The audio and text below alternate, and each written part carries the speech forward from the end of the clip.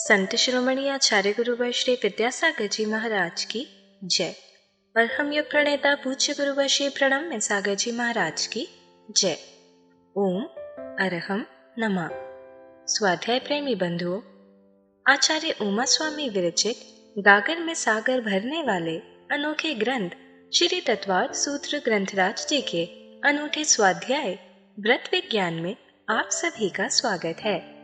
अध्याय 7 की मौखिक सूत्र पाठ परीक्षा 11 मार्च 2024 से होना निश्चित की गई है। जिन्होंने अध्याय 6 की मौखिक सूत्र पाठ परीक्षा नहीं दी, उनको एक बार और अवसर प्राप्त होगा।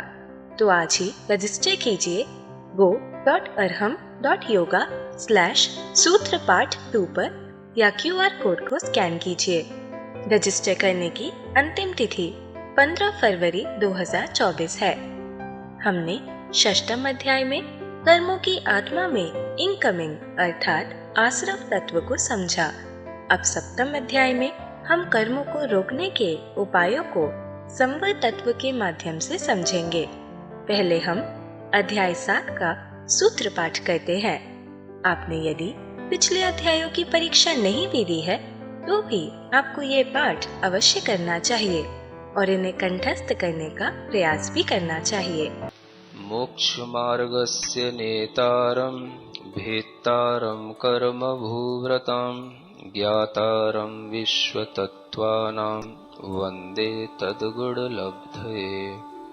हिंसा निरतस्तेया ब्रह्म परिग्रहेभ्यो विरतिर्वृतम् देश सर्वतोड़ महति ततस्थैर्यार्थं भावनाः पंच पंच वांग मनोगुप्तीर्यादान निक्षेपण समित्यालोकितपान भोजनानि पंच क्रोध लोभ भीरुत्व हास्य प्रत्याख्यानान्यनुवीची भाषणं च पंच शून्यागार विमोचितावास परोपरोधाकरण भैक्ष शुद्धि सधर्मा विसंवादाः पंच स्त्रीराग कथा श्रवण तन्मनोहरांग निरीक्षण पूर्वरतानुस्मरण वृश्रेष्ठ रस स्वशरीर संस्कार त्यागाः पंच मनोज्ञा मनोज्ञेन्द्रिय विषय राग द्वेष वर्जनानि पंच हिंसा दुष्व्यहा मूत्रापाया वद्य दर्शनम दुःखमेव वा मैत्री प्रमोद कारुण्य माध्यस्थ्यानि च सत्वगुणाधिक क्लिश्यमाना विनेयेषु जगत्काय स्वभावौ वा संवेग वैराग्यार्थम प्रमत्त योगात् प्राण व्यपरोपणम हिंसा असदविधान मन्नृतम अदत्तादानम स्तेयम मैथुन मब्रह्म मूर्छा परिग्रह निश्शल्यो व्रति अगार्य नगारश्च अणुव्रतोगारी दिग्देशानर्थ दंड विरति सामायिक प्रोषधोपवासोपभोग परिभोग परिमाणातिथि संविभाग व्रत संपन्नश्च मारणांतिकीं सल्लेखनां जोषिता शंकाकांक्षा विचिकित्सान्य दृष्टि प्रशंसा संस्तवाः सम्यक दृष्टे रतिचाराः व्रतशीलेषु पंच पंच यथाक्रमम् बंधवदच्छेदाति भारारोपणान्नपान निरोधा मिथ्योपदेश रहोभ्याख्यान कूटलेख क्रिया न्यासापहार साकार मंत्र भेदाः स्तेन प्रयोग तथा हृतादान विरुद्ध राज्यातिक्रम हीनाधिक मानोन्मान प्रतिरूपक व्यवहाराः पर विवाह करणे त्वरिका परिग्रहीता परिग्रहीता गमनानंग क्रीड़ा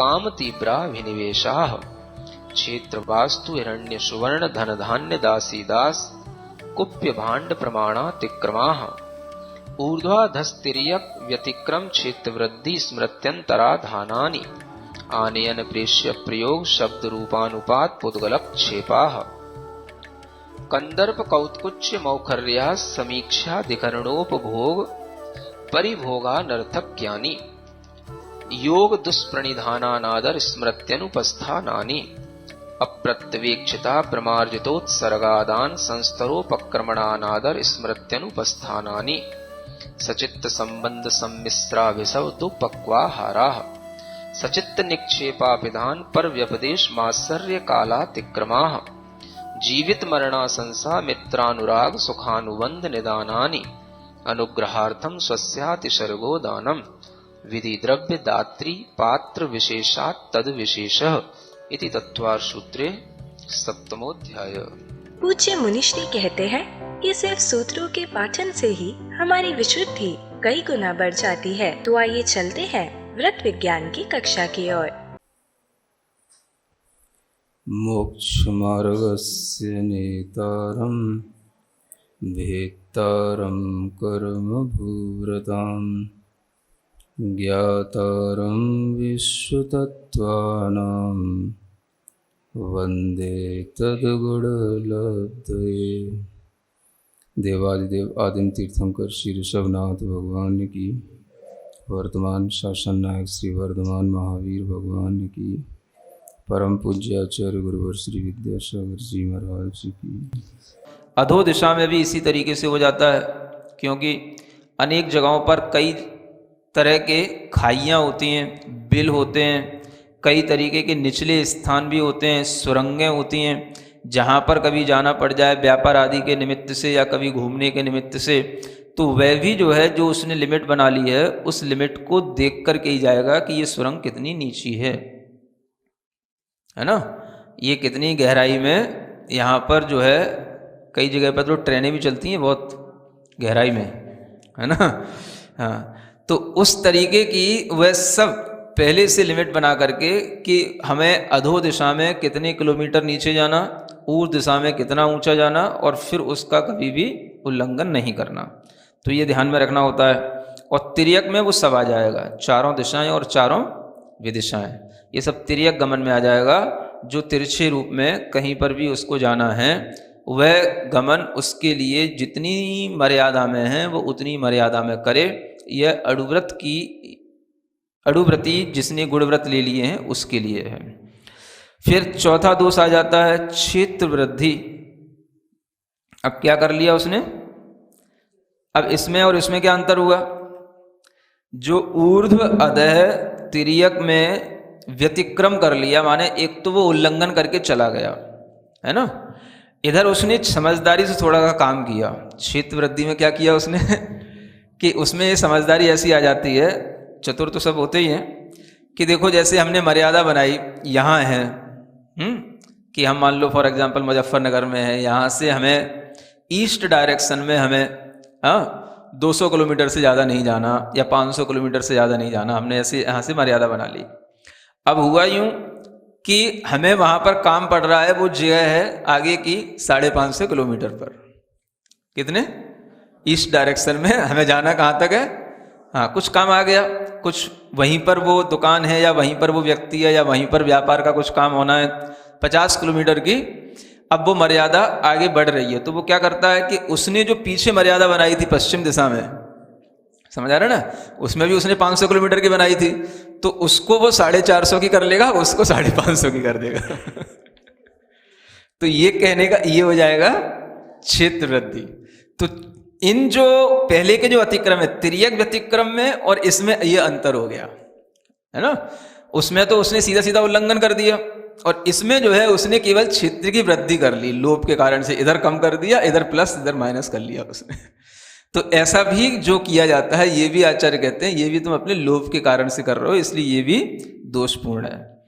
और स्मृत्यंतराधानी, स्मृत्यंतराधान, स्मृति का अंतर्धान हो गया, यानी स्मृति ही चली गई, पता ही नहीं हमको। जब महाराज आए थे, जब तो हमने व्रत ले लिए थे, और जब 4 साल बाद सोचा कि हमने व्रत लिए हैं, तो उसकी कभी ज़रूरत तो पड़ती नहीं कि दिग्व्रत की रोज़ाना याद रखें कि हमने कितनी लिमिट बनाई थी, कितने किलोमीटर जाना था, क्या करना था। तो वो कहीं लिखा भी नहीं था, और बातों बातों में बातें तो कर ली थी, या कुछ संकल्प भी ले लिया था कि हाँ भाई इतनी इतनी इतनी की हो जाएगी, और बाद में 4 साल बाद भूल गए कि हमने कितने किलोमीटर की लिमिट बनाई थी। तो ये स्मृति नहीं रहना भी एक दोष है। इसलिए जो भी गुणव्रती हैं दिग्व्रत को लेते हैं, वो अपनी डायरी मेंटेन किया करें है ना, वो लिख करके रखें कि हमने क्या क्या गुणव्रत लिए हैं, और उन दिग्व्रतों में, देश व्रतों में, आगे आने वाले जो देश व्रत हैं और भी भोगोपो वगैरह व्रत हैं, उन सबकी उनके पास में लिस्ट होनी चाहिए, तब वो सही पलते हैं। जैसे आप अपने व्यापार का लेखा जोखा रखते हैं, वैसे आपको अपने व्रतों का भी लेखा जोखा रखना है, क्योंकि उसके बिना वो फिर आप भूल जाओगे। कई लोग तो यही भूल जाते हैं। अभी एक व्यक्ति आया कि उसने व्रत लिए होंगे, तो वो व्रत लेता करता रहता, वर्धमान स्तोत्र के व्रत कर रहा था, एकदम से लॉकडाउन लग गया। अब वो लॉकडाउन में जो लॉकडाउन से पहले हो गए थे वो भूल गया, और लॉकडाउन के चक्कर में कि वो व्रत कितने हो गए थे पहले ये ध्यान नहीं रहा। अब उसके लिए फिर से व्रत करना है, तो अब वो कौन सी गिनती से जोड़ना शुरू करें? समझ आ रहा है? तो ये चीजें भी भूलने में आ जाती हैं। अधिक संख्या में मान लो 64 व्रत हैं, 48 व्रत हैं, तो आपको ध्यान रखना पड़ेगा, आपको अपनी डायरी मेंटेन करनी पड़ेगी। जिस दिन हमने व्रत कर लिया उस दिन आप में +1 करना पड़ेगा, तब वो चीजें बनी रहती हैं। नहीं तो लोग इनको भी भूल जाते हैं। ऐसे कब तक याद रखोगे कि 4 हो गए कि 5 हो गए? जल्दी जल्दी भी कर लेते हैं लोग। तो उस तरीके से गृहस्थों को ये सब मेंटेन करके रखना पड़ता है। जो भी व्रत लिए हैं उनको वह ढंग से समझ करके स्मृति में बना करके रखें, तभी जो है उनके लिए व्रतों का एक बहुमान दिखाई देगा। और ऐसे तो सब चीजें क्या होता है कि जब तक हमारे सामने वो चीजें चलती रहती हैं तब तक तो वो चीजें में ध्यान रहती है, और कभी हम 2-4 दिन किन्हीं चीजों में उलझ गए, किन्हीं घर के कामों में, है ना, कहीं हॉस्पिटलों के चक्कर में, घर में कोई ट्रेजेडी हो गई उसके चक्कर में, अगर कहीं हम 2-4 दिन उलझ गए तो फिर सब जो है भूल जाते हैं कि हमने पहले क्या किया था। इसलिए उसको लिख करके रखो। तो यहाँ स्मृति का अंतर्धान, ये भी एक दोष बताया गया, अंतराधान, ठीक है ना। इसी तरीके से दिग्व्रत देशव्रत, आनयन प्रेष्य प्रयोग शब्द रूपानुपात पुद्गलक्षेपाः, ये देशव्रत के 5 दोष हैं। अब दिग्व्रत की मर्यादा के अंदर ही देशव्रत लिए जाते हैं, यानी कि जो हमने बड़ी मर्यादा बना ली थी, अब उसमें हमने छोटी मर्यादा में कि इतने स्थान तक ही हम गमनागमन करेंगे, इतने दिनों तक, तो उस तरीके की मर्यादा को देशव्रत कहा गया है ना। तो सबसे पहले इसमें क्या दोष आया? आनयन। आनयन का मतलब होता है बुलाना। आनयन माने, हाँ, जो मर्यादा के बाहर है उससे हमें काम पड़ गया। हमने नियम लिया था कि हम जो है अपने शहर को 8 दिन तक के लिए छोड़ के नहीं जाएंगे, 8 दिन के तक उससे बाहर गमन नहीं करेंगे, लेकिन हमें बीच में कोई काम पड़ गया तो हमें वहां से किसी को बुलाने की जरूरत पड़ गई उस मर्यादा के बाहर। तो वो भी जो है, चूंकि हम नहीं जा रहे हैं तो हम किसी को बुला भी नहीं सकते, मर्यादा के बाहर का हमारा त्याग है, तभी उसका यह दिग्व्रत या देशव्रत एक महाव्रत की संकल्पना के साथ में परिवर्तित होता है। जो मर्यादा बन जाती है, मर्यादा से बाहर उसकी स्थूल और सूक्ष्म पापों का त्याग हो जाने से वो महाव्रत के रूप में गिने गए हैं रत्नखंड श्रावकाचार ग्रंथ में। तो उसी तरीके से उसको इन देश व्रतों का एक बहुमान रखना है कि अगर हमने उनको उस मर्यादा के भीतर हमने अपना नियम बनाया है और उन सब चीज़ों का त्याग किया है, तो उसके बाहर जिस तरीके से हमें नहीं जाना, उसी तरीके से बाहर की वस्तु को भी अपने भीतर नहीं लाना, व्यक्ति को भी अपने भीतर उस मर्यादा के भीतर नहीं लाना। तो ये अगर कभी जरूरत पड़ जाए और ऐसा करना पड़ जाए तो ये भी जो है एक दोष हो जाता है देशव्रत का। तरह तरह से देशव्रत होते हैं। लोग अपने घर में रह रहे हैं, घर के अंदर ही हमारे रहने का नियम हो गया। मान लो हमने सोचा कि आज हम 1 दिन घर के अंदर रहेंगे। लॉकडाउन में तो सब रह करके अभ्यासी हो चुके हैं। कम से कम कोरोना ने आप लोगों को इतना अभ्यास तो करा दिया कि घर के अंदर भी रह सकते हो 2 महीने 3 महीने, है ना। और ये अभ्यास आपके लिए इन्हीं व्रतों के रूप में देखने को आ रहा है। अगर मतलब आपने व्रत नहीं लिए हैं तो कम से कम आपने व्रत का एक अभ्यास तो कर लिया। अब अगर आप व्रत ले लोगे तो आपके लिए वो जो अभ्यास है वो काम में आएगा। अगर आपने उस तरह का नियम ले लिया कि हमें एक घर में अपने ही घर के अंदर बिल्कुल बंद होकर के रहना है ना। और कोरोना काल में तो देखा था ना कि जिस घर में अगर कोई कोरोना हो गया तो सब जो है बाहर भी उसकी बंदिशें हो जाती हैं, चौकीदारी भी लग जाती है उसके लिए, है ना। सब वो बांस रस्सियाँ सब लग जाती हैं, उसके घर को बिल्कुल सील जैसा कर देते हैं। अब आपको घर के अंदर रहना है, आपको ज़रूरत पड़ी कोई भी चीज़ की, खाने पीने की कोई भी चीज़ की ज़रूरत पड़ी, सामने कोई भी ठेले वाला निकला, कोई भी सामान लेकर के निकला, अब वो जो आप वहां से उस सामान को ले रहे हो, अगर आपने नियम बना लिया है कि मुझे घर के अंदर ही रहना है, तो फिर आप उस सामान को भी वहां से नहीं ले सकते हो। सुन रहे हो? तो अभी आपने जो कोरोना काल में नियम का पालन किया है, वो इतना अच्छा वाला नियम का निर्दोष पालन नहीं किया, लेकिन इतना तो हो गया कि हाँ चलो घर में रहना सीखने लगे। अगर इस तरीके के हम अतिचार से रहित भी होकर के सीखना चाहें तो उसका भी अभ्यास कर सकते हैं। हमें कोई भी जरूरत की भी चीज अगर हमारे सामने आ रही है तो हम उस दिन उसको नहीं लेंगे, कोई दूसरा ले आए रख जाए बात अलग है, लेकिन हमें उसकी अपने तरफ से उसको बुलाने की, तो हम तो नहीं जा रहे हैं नीचे उतर करके, या उस सड़क पर हमने उस जो माल लेकर के आ रहा था, ठेले वाला था या कोई भी व्यक्ति था, उसको हमने बुला लिया, हाँ भाई घर पे माल रख जा या दे जा, या उसी में हमने ऊपर से रस्सी टांग दी। आजकल तो भी सिस्टम रहता है ना, 3-3 4-4 बिल्डिंग ऊपर रहते हैं, तो ऊपर से रस्सी टंगी रहती है, तो वो रस्सी टांग दी, नीचे उसने पैकेट में भर दिया, ऊपर रस्सी खींच ली, तो ये भी इसमें आनयन में आ जाएगा, ये दोष कहलाएगा। आज के समय का ये आनयन है, ठीक है ना। दूसरा प्रेष्य प्रयोग। प्रेष्य मतलब दूसरे को भेज करके जो जाने के योग्य है। प्रेष्य माने वैसे दूत वगैरह भी होता है, कोई भी अपने घर का नौकर चाकर, कोई भी दूसरा व्यक्ति, उसको भेज करके उस तरीके का प्रयोग करा लेना, उस तरीके का काम करा लेना। तो जब हम नहीं उस मर्यादा के बाहर जाने का संकल्प लिए तो हम किसी दूसरे को भी भेज करके वैसा काम नहीं करा सकते हैं, तभी वो हमारे लिए निर्दोष रूप से व्रत कहलाएगा। और अगर ऐसा होता है तो प्रेष्य प्रयोग नाम का दोष लगता है ना। तीसरा है शब्द और शब्द का अनुपात। अनुपात माने फेंकना, शब्द फेंकना, है ना। कि जैसे किसी के लिए अपनी घर के अंदर ही रहना था, अब उसको किसी से कुछ काम पड़ा और वो व्यक्ति बाहर कहीं घूम रहा है, तो उसके लिए कुछ ना कुछ एक भाव आया कि हम इसको इशारा कर दें ताकि ये व्यक्ति मुझे देख करके और ये मेरे पास में आ जाए और मुझे जो इससे बात करनी है वो ये बात कर ले, या इसको जो मुझसे बात करनी है बात हो जाए।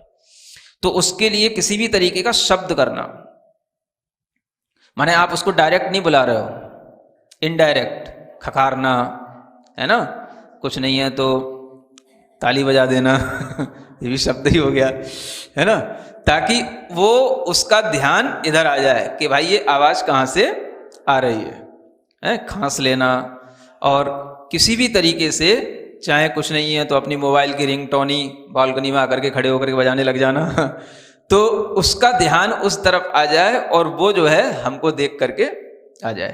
तो ये क्या हो गया, ये शब्दानुपात कहलाता है, ठीक है। और चौथा है रूपानुपात। रूप माने अब आप बोल नहीं रहे हैं, केवल आप अपने को दिखा रहे हैं, बस वो मुझे देख ले। आप बालकनी में घूम रहे हैं कि वो किसी ना किसी तरीके से मुझे देख ले, तो देख करके ही वो मेरे पास में आ जाएगा, इसका नाम है रूपानुपात। तो रूप का आप अनुपात कर रहे हैं, अनुपात माने उसके सामने प्रक्षेपण कर रहे हैं, तो ये रूपानुपात कहलाता है। और पांचवा है पुद्गलक क्षेप। पुद्गल कोई भी चीज है, कागज की आपने तीर बना दिया, जैसे बच्चे बनाते हैं ना, कागज का आपने लड्डू बना दिया, उसके लिए फेंक दिया, या कोई भी कंकड़ मार करके फेंक दिया, तो उसको पता पड़ गया कि हाँ भाई ये वहाँ बिल्डिंग के ऊपर खड़े हुए हैं, तो उस तरीके से ज्ञान में आ जाना उसके, और फिर उससे अपना काम लेना या उसको अपनी बात बताना, या उससे जो है अपने व्यापार संबंधी जो भी चर्चाएं थी वो आगे करना, ये सब पुद्गलक क्षेप में आ जाएगा। तो आचार्य कहते हैं ये दोष तब होते हैं जब हमारे सामने अपनी जो मर्यादा बनी हुई है उस मर्यादा से बाहर भी किसी से काम पड़ रहा हो। अब काम तो पड़ रहा है, लेकिन हम उस काम के लिए अपने व्रत को भी तोड़ना नहीं चाह रहे हैं और कोई ना कोई तरीके अपना रहे हैं, तो वो सब तरीके हमारे लिए दोष में आ जाते हैं। जैसे आप लोग मौन रखते हैं कभी कभी, है ना। अब मौन तो ले लिया, अब मौन लेने के बाद में अब हमें कभी किसी से काम पड़ा, अब बोलना तो नहीं है, तो क्या करना है, तो लिख करके बताना है, या करके बताना है, या ऐसी ऐसी करना है। तो वैसे तो ठीक है मौन है, लेकिन अगर देखा जाए इतना अगर सूक्ष्मता से यहां पर व्रतों का वर्णन है तो मौन के ये भी दोष हैं। मौन माने मौन, एक निर्दोष मौन होता है, एक सदोष मौन होता है ना। तो निर्दोष मौन का मतलब कि हमें फिर किसी भी तरीके का कोई इशारा नहीं करना। जब देश व्रत में इस तरीके के इशारों से दोष लगता है तो मौन में भी तो दोष लगेगा। तो वह भी एक दोष है कि हमें अगर काम पड़ा है तो हमने उसको कुछ ना कुछ इशारे से बताया, करके भी बोल रहे हैं, तो मौन तो है लेकिन हूं चल रहा है। तो ये भी जो है उस मौन के अंदर का एक दोष है। मौन माने एहसास ही नहीं होना चाहिए कि ये व्यक्ति यहां है या नहीं है, बस जैसे नहीं ही है ऐसा ही लगना चाहिए, तो उसका वह मौन कहलाता है। उसको बोलते हैं एक मौन मन से मौन। किससे मौन? आप क्या समझते हो? वचन से मौन का नाम मौन है ना? लेकिन मौन किससे होना चाहिए? मन से मौन होना चाहिए। वचन से मौन तो हो जाता है और उसके बावजूद भी हमारी सब क्रियाओं के माध्यम से सब काम चल जाते हैं, तो कई लोगों के लिए मौन भी बड़ा सरल हो जाता है। लेकिन मन से मौन का मतलब मन ही बिल्कुल शांत हो गया, मन में ही किसी भी तरीके का वचन बोलने का या कुछ बताने का भाव ही नहीं रहा, ये कहलाता मन से मौन। ठीक है ना? तो वचन से मौन तो एक सामान्य है और मन से मौन है वो उस मौन की निर्दोषता के साथ में है। तो इस तरीके के हम व्रतों और व्रतों के दोषों को समझ करके उन व्रतों का निर्दोष रूप से पालन करने की भावना करें। आज के लिए इतना पर्याप्त है। आगे कुछ और व्रतों के अतिचार हैं वो बताए जाएंगे बाद में। धन्य है हमारा पुण्य जो मुनिश्री इस प्रकार हमें शुभ भावनाओं का अर्थ बताते हुए व्रतों को सावधानी पूर्वक कैसे पालन करें समझा रहे हैं। यह पुण्य आप और भी बढ़ा सकते हैं। अपने परिवार, मित्र, समाज के लोगों को इस स्वाध्याय से जोड़कर आपको सिर्फ उन्हें हमारी वेबसाइट ttv.arham.yoga शेयर करनी है और वह सभी क्लासेस एक साथ एक जगह पर पा सकते हैं। आज का सवाल जीतने का और मुनिश्री के समक्ष अपनी शंका रखने का भी मौका मिलेगा। तो आज ही अपने बच्चों, मित्रगण और परिवारजनों को इस अनूठे स्वाध्याय से जोड़ें। ओम अरहम नमः। तो चलिए आज की कक्षा की क्विक रिवीजन कर लेते हैं। दिग्व्रत के चौथे दोष क्षेत्र वृद्धि में हम सीधे ऊर्ध्व, अधो, तिर्यक दिशा में सीमा का उल्लंघन तो नहीं करते, मगर लोभ के कारण एक दिशा में प्लस और दूसरी दिशा में माइनस कर लेते हैं।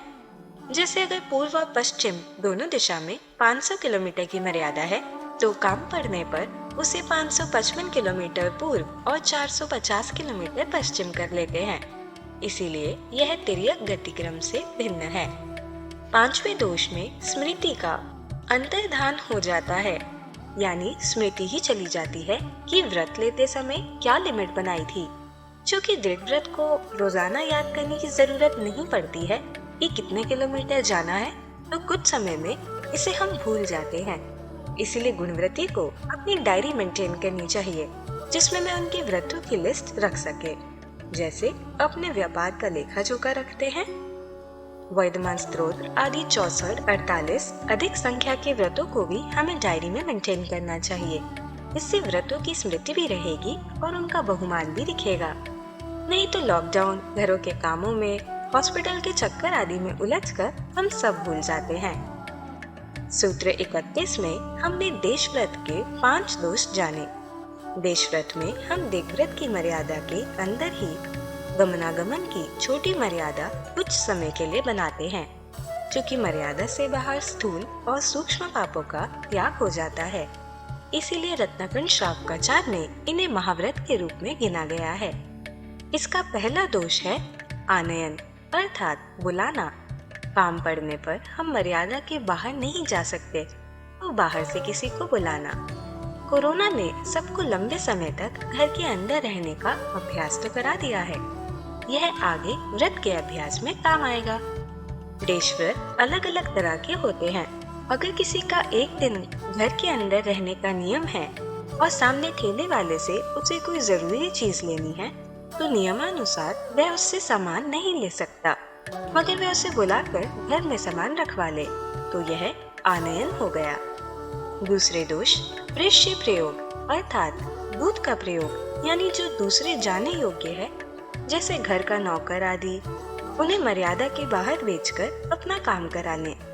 तीसरे दोष शब्द अनुपात में हम मर्यादा के बाहर विचरण करते लोगों को इनडायरेक्टली किसी तरह के शब्द करके, जैसे खखाना, ताली बजाना, मोबाइल की रिंगटोन बजाना आदि से इशारा करते हैं ताकि वह हमारे पास आ जाए और हमसे बात कर ले। चौथे, रूपानुपात दोष में शब्द का नहीं रूप का अनुपात करते हैं। बालकनी आदि में इस तरह घूमते हैं कि वो हमें देख ले और पास आ जाए। पांचवें दोष, छिपा में हम कंकड़, कागज का लड्डू, तीर आदि बनाकर इस तरह फेंकते हैं कि उसे पता पड़ जाए और फिर हम उससे अपना काम बना पाए। आचार्य कहते हैं कि ये तरीके तब दोष में आते हैं जब हमने मर्यादा बना रखी है पर हम काम के लिए उसे तोड़ना नहीं चाहते। जैसे अगर हमने मौन रखा है और हम काम लिखकर या हूँ करके बताना, ये भी सूक्ष्मता से मौन में दोष हो जाएगा। निर्दोष मौन में हम कोई इशारा भी नहीं करते। मौन में एहसास ही नहीं होना चाहिए कि यह व्यक्ति यहाँ है या नहीं है। हमें मन से मौन होना चाहिए। वचन से मौन तो सामान्य है, मन से मौन निर्दोषता के साथ है। तो चलिए अब हम सभी जिनवाणी स्तुति करेंगे और तत्पश्चात समय होगा सवाल का। सिरिजिणवाणी जग कल्याणी जग जन मदतम मोहरी जनमण हारी गढ़हर हारी जम जरा भव रोग हरि तिथियराणम दिव्य झुणिम जो पढ़ई सुणई मय्ये धारई राणम सौख मणंतम धरिय सासद मोक्ष पदम पावई सासद मोक्ष पदम पावई। अब समय है आज के प्रतियोगिता प्रश्न में भाग लेकर आकर्षक पुरस्कार जीतने का। आप अपने फोन को QR कोड स्कैन करने के लिए तैयार रखें या दिए गए लिंक पे जाएं। आप अपना उत्तर चुनकर हमें कल शाम 5 बजे तक भेज सकते हैं। 3 भाग्यशाली विजेताओं को मिलेंगे आकर्षक पुरस्कार। विजेताओं का नाम इसी कार्यक्रम में हर रविवार को घोषित किया जाएगा। साथ ही सभी प्रश्नों के सही उत्तर भी बताए जाएंगे। आज का सवाल है, अपने कार्य के लिए मर्यादा के बाहर किसी को भेजकर काम करा लेना कौन सा दोष है? आनयन, प्रेष्य प्रयोग, रूपानुपात, पुद्गलक्षेप। अध्याय 7 की कक्षा 26 के 5 के सवाल का सही उत्तर है वास्तु। अगर आप किसी कारणवश कोड को स्कैन ना कर पाए हों तो आप क्लास की वेबसाइट पर जाकर भी उन्हें अटेम्प्ट कर सकते हैं। इस लिंक पर जाएं या QR कोड को स्कैन करें।